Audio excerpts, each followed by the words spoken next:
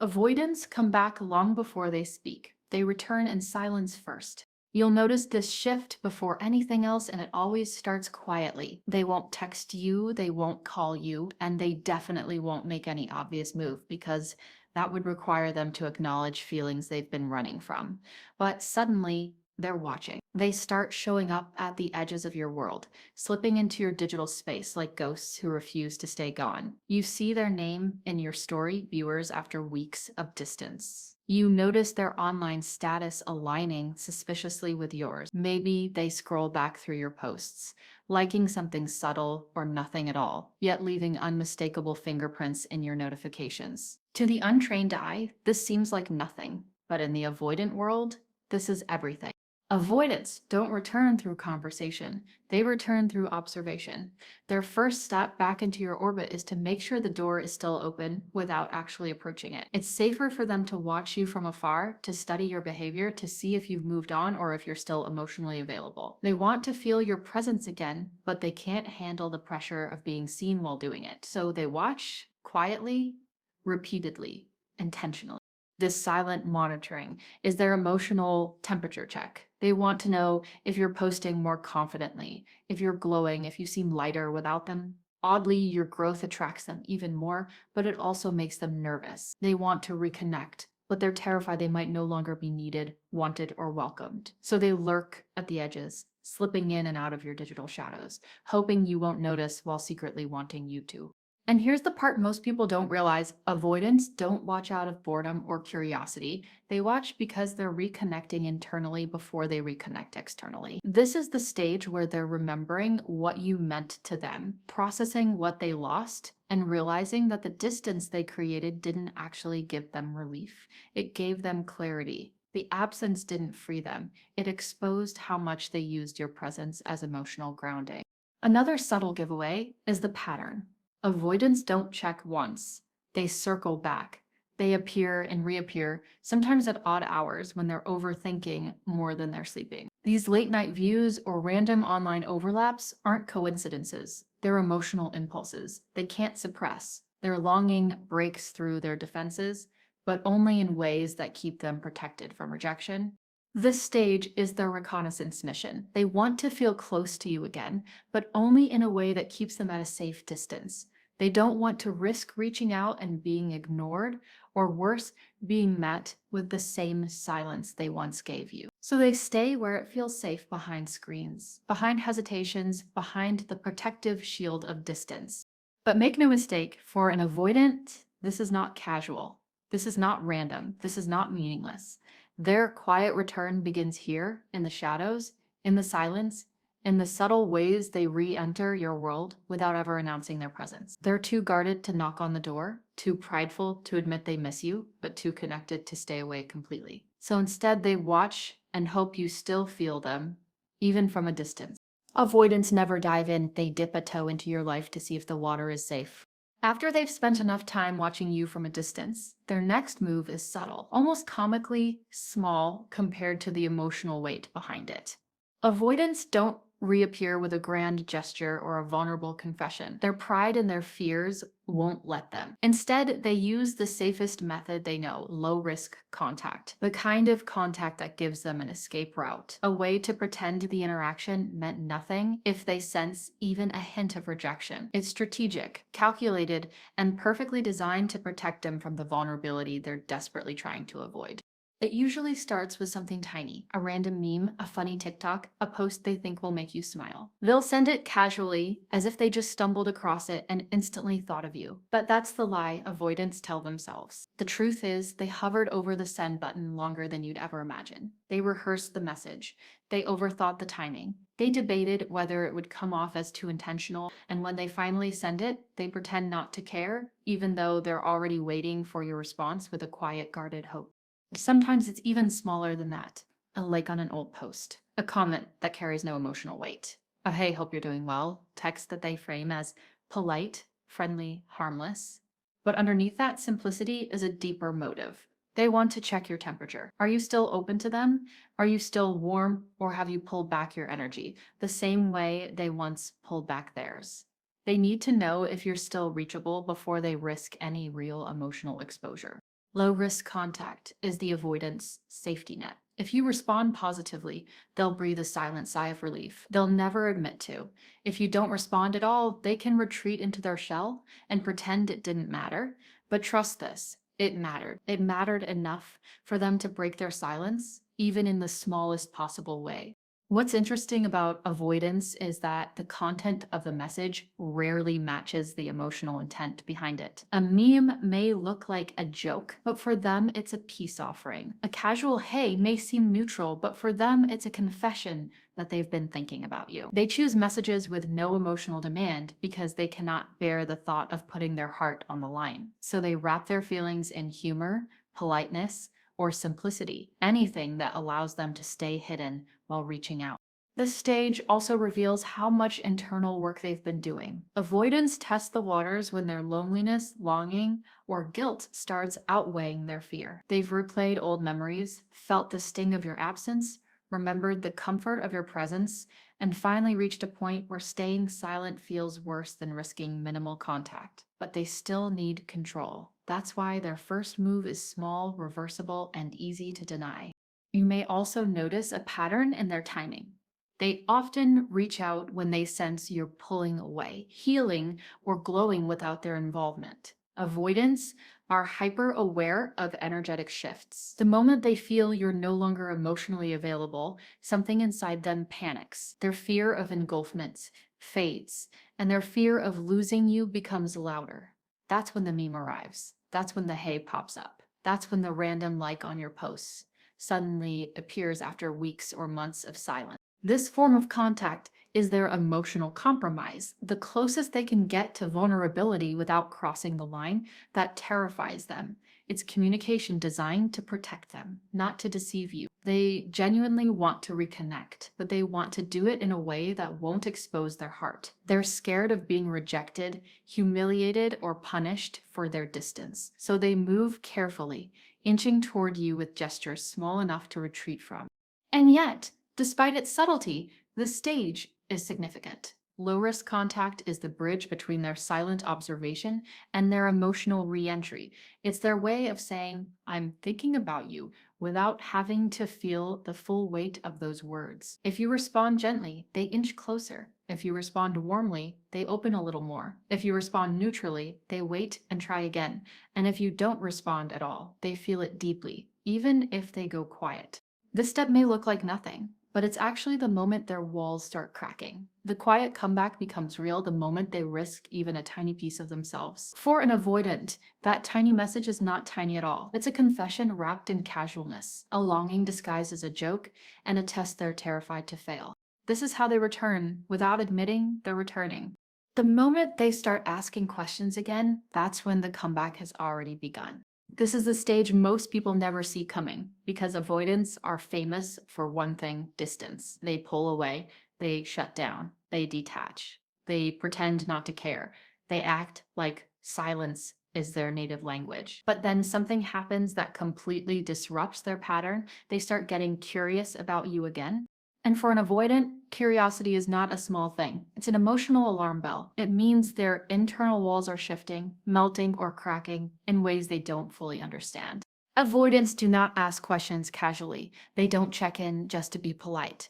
They don't inquire about your life unless something inside them has already begun reopening. So when their avoidance turns into curiosity, that's the first undeniable sign that their emotional distance is collapsing, no matter how subtly they try to mask it. It begins slowly. They may slip a question into a conversation that seems light on the surface. So, how have you been? Or what have you been up to lately? They'll say it with a detached tone, as if they're just being friendly, but their intention runs deeper. They want information, they want updates, they want to know what's happening in your world now that they're no longer in it the way they once were. And beneath every innocent question, there's always the real one they're too afraid to ask. Are you over me? Have you moved on? Is someone else taking the place I thought I could leave empty? Avoidance fear emotional closeness, but they fear emotional replacement even more. The moment they sense that someone else might be stepping into the space they once held, even the space they chose to abandon, their curiosity wakes up like a reflex. Suddenly, they're paying attention to your tone, your energy, your posts, your activities, and especially the people around you. They're reading between the lines, trying to decode whether they still matter or whether the door they left half open is now locked from the inside. Their questions become a quiet form of emotional reconnaissance. They want to understand your emotional temperature, but they can't come out and ask it directly. So instead, they gather clues. They ask about your weekend. They mention something you posted. They ask how work is going. These questions may sound generic, but the intention behind them is anything but. If you answer warmly, you'll notice their responses soften. If you answer briefly, they'll feel the shift and subtly adjust. If you sound distant or detached, their curiosity sharpens into anxiety, but they'll never show it. Avoidants operate through layers. Surface level calm, inner level chaos. Curiosity marks the moment their inner world starts fighting their outer defenses. They're pulled toward you emotionally, even if they're still emotionally terrified. And while they won't say it out loud, they're listening to every detail you share with a level of attentiveness they never displayed when they felt secure in your presence. Another sign is the type of questions they ask. At first, the questions are neutral, but as the stage progresses, the questions become more personal. Who you're spending time with, whether you've been going out more, whether you're seeing anyone new. They may frame these questions casually, but the underlying fear is intense. The fear that someone has replaced them, that they waited too long to come back, that their distance cost them something irreplaceable. This shift from avoidance to curiosity is shocking because it's the opposite of everything they projected before. They once acted indifferent, now they're invested. They once withdrew, now they're leaning in. They once acted like nothing could touch them. Now they're quietly worried about losing you. And here's the truth beneath it all. Curiosity is connection. Avoidants only seek information when their emotions are reattaching. When your life becomes interesting to them, again, when they start caring, wondering, questioning, the comeback is already in motion. Their return doesn't start with "I miss you." It starts with "So, how have you been?" And that tiny question holds more meaning than they'll ever admit. Avoidants don't announce a comeback. They slip into your life like they never left. This stage is where things start becoming unmistakable, even if they're still pretending everything is casual. Avoidants don't walk back into your life with clarity or intention. That would require admitting their feelings, confronting their fears, and acknowledging the damage their distance caused. All of that is too overwhelming for them. So instead, they choose the path they're most comfortable with, a subtle, quiet re-entry disguised as something effortless and harmless. They reach out under the illusion of casualness. Maybe they ask you a simple question. Maybe they comment on something you posted. Maybe they bring up an inside joke from months ago and act like it just crossed their mind. On the surface, it looks like nothing more than a breezy check-in. But beneath that surface, a completely different story is unfolding. Their emotional guard, the one they once hid behind so tightly, is loosening in ways they can't fully control. What changes first isn't their words, it's their energy. You'll feel the shift before you can logically explain it. Their tone softens, their replies become quicker, more thoughtful, more attuned to the conversation. The delay that once defined their communication, the long, silent gaps that left you feeling invisible, begins to shrink. Suddenly, they're responding in real time, engaging with more warmth, and showing a level of presence that contradicts the detached persona they built. Avoidants rarely speak their truth, but they act it. Their behavior becomes the confession their pride won't let them make. They won't say, "I miss you." They won't say, "I've been thinking about you." They won't say, "I'm trying again." But their behavior whispers all three. They ask how you've been, but the question carries weight. They react to your updates with a subtle protectiveness. They try to keep the conversation going even when there's nothing important left to say. An avoidant doesn't invest energy unless something inside them is pulling them back toward connection. This stage also reveals something deeper about their internal conflict. Avoidants want closeness desperately, but they fear it equally. So they test what closeness feels like. without admitting they're doing it. They drop into your life lightly, acting like there's no emotional agenda, but their consistency gives them away. Their efforts might be small, but they're deliberate. They're purposefully keeping the line warm, as if they're afraid that the connection will close if they don't nurture it in these tiny, controlled doses. Another telling sign is how they start remembering things, little details you once shared that they seem to ignore or forget. Suddenly, they're referencing past conversations, old memories, or preferences you mentioned once in passing. Avoidants remember more than they ever admit, and this recall is not accidental. It's their way of reconnecting to the emotional blueprint of what you once shared. They may also mirror your energy in a way they didn't before. If you sound calm, they soften. If you sound distant, they lean in a little more. If you share something vulnerable, they won't match the vulnerability directly. That's too scary, but they'll respond with an unusual level of attentiveness, almost as if they're trying to hold space for you without exposing their own heart. And then there are the micro invitations. Not full plans, not clear commitments. Those are too risky for them. But hints, suggestions, that we should catch up sometime, that they pretend is casual. A let me know if you're free that carries more hope than they'd ever admit. These invitations aren't random, they're the avoidance way of stepping closer without stepping too close. They're rebuilding proximity through small, safe bridges that don't threaten their independence, but still signal their desire to be part of your life again. What's important to understand is that avoidance measure emotional risk differently than others. For them, replying faster is vulnerable. Initiating conversation is vulnerable. Showing consistency is vulnerable. Remembering details is vulnerable. These may seem minor, but for an avoidant, they represent a massive internal shift. They're trying quietly, carefully. They're re entering your life without drawing attention to the fact that they're doing it. But the energy gives them away every time. You'll feel it in the warmth of their messages, in the attentiveness that wasn't there before, in the way they're trying to reconnect while pretending they aren't. Avoidants don't return loudly. They return through subtle devotion, through softened edges, through the quiet, unmistakable effort of someone who's afraid to lose you, even if they once acted like they didn't need you at all.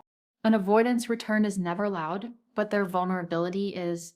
This is the moment everything becomes unmistakable, the moment their actions transcend casual contact, quiet curiosity, or soft energy shifts. When an avoidant begins showing vulnerability, even in the smallest form, you're witnessing something they rarely let anyone see. Because for someone who has spent their entire life protecting their inner world, vulnerability is not just a feeling, it's a risk, a confession, a doorway they're terrified to open. And yet, when they come back, they crack that door just enough for you to notice a different side of them, one they once hid behind walls of detachment. Avoidants don't open up all at once. They don't pour their heart out. They don't sit you down and say, here's how I feel. That level of exposure feels like emotional nakedness to them. Too raw, too revealing, too dangerous. Instead, their vulnerability appears in small, almost fragile, they drop hints.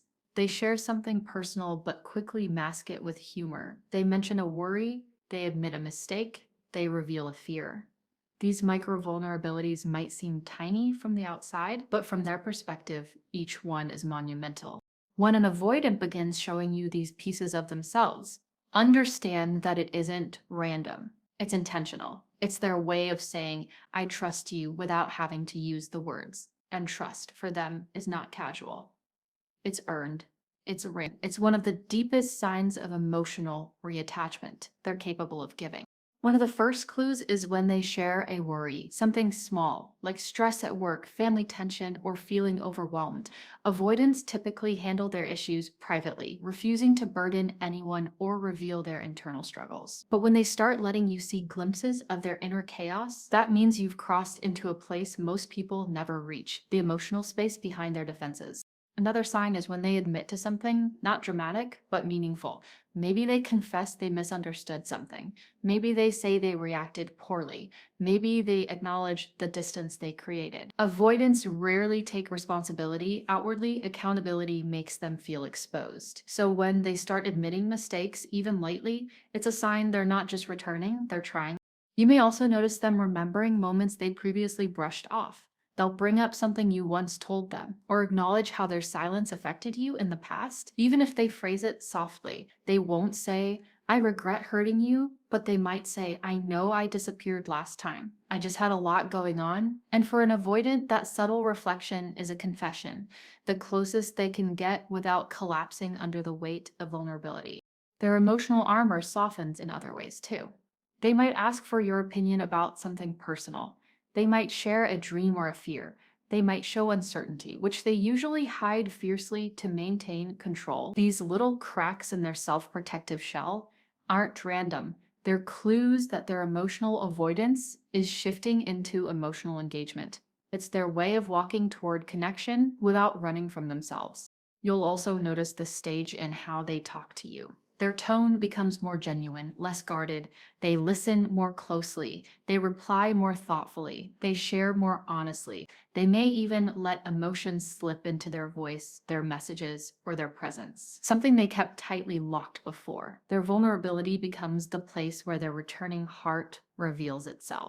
And here's the truth: avoidants don't show vulnerability unless they feel something real, something stable, something safe, something worth risking discomfort for. These micro vulnerabilities, the small admissions, the subtle emotional truths, the glimpses into their fears, are their version of I care about you, and I'm trying again. They can't say it directly, so they let it leak through their cracks. They trust that you'll understand the language they can't speak out loud. This stage is the final signal that the comeback is not just happening, it's real. Because avoidance may return quietly, they may approach slowly, they may reappear in shadows, but their vulnerability, that's the lotus part of their return. It's the moment their walls lower, their defenses soften, and their heart, the one they guarded so fiercely, begins to show itself again. They don't swing the door wide open. They don't give you everything at once, but they crack the door just enough for you to see they're trying.